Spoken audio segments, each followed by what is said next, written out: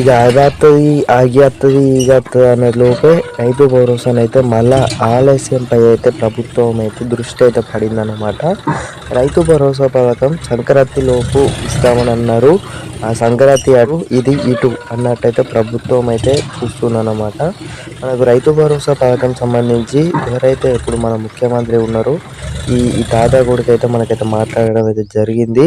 సంక్రాంతి తర్వాత రైతు భరోసా సీఎం రేవంత్ రెడ్డి తెలంగాణ రైతులకైతే సీఎం రేవంత్ రెడ్డి అయితే శుభవార్త అంటూ అయితే మనకు వెయిట్ న్యూస్ అయితే రావడం జరిగిందన్నమాట. సంక్రాంతి పండుగ తర్వాత పథకం నిధులు రైతులకు అకౌంట్లను అయితే జమ చేస్తామన్నారట.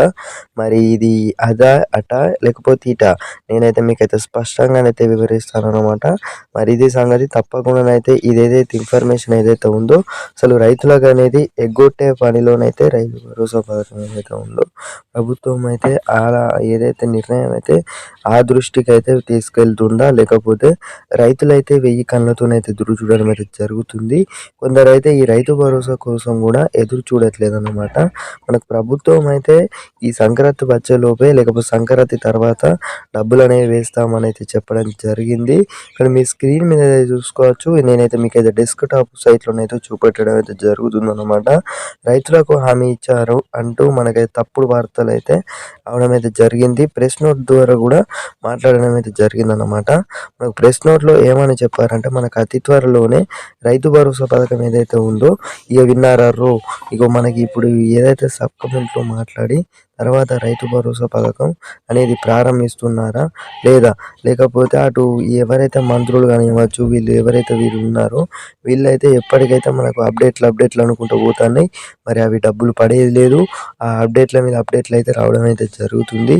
మరి సబ్ కమిటీలో నిర్ణయిస్తున్నారా మరి ఎన్ని ఎకరాలకు ఇవ్వాలి, 3 ఎకరాల వరకు ఇస్తారా, మరి 5 ఎకరాలకు ఇస్తారా, మరి అసలు రైతులు అనుకుంటున్నారా, మరి వీళ్ళు ఆట బొమ్మల్లాగా అనుకుంటున్నారో మనకైతే అర్థం కావట్లేదు అన్నమాట.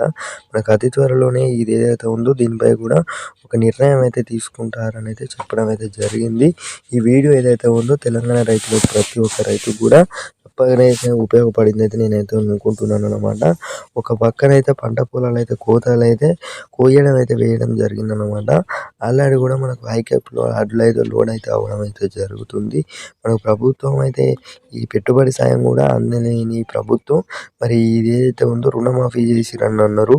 ఆ 2 లక్షల రుణమాఫీ అది కాలేదు సరిగ్గా. మరి ఈ పథకం సంబంధించి ఇదైతే పూర్తి సమాచారం అయితే అందించిందని నేనైతే అనుకుంటున్నాను.